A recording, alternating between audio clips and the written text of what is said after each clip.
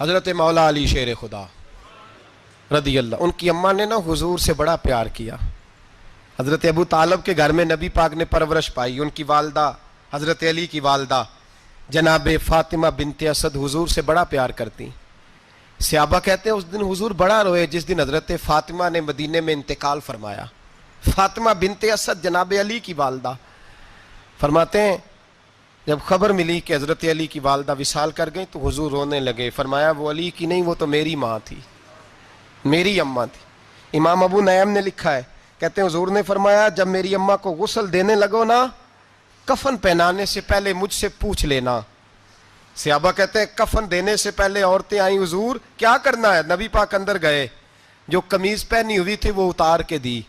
फरमाया चिट्टे रंग का सफेद रंग का कफन ना देना, मेरा कुर्ता पहनाओ मेरी अम्मा को। हुजूर ने कफन दिया। हजरत अबू जर गिफारी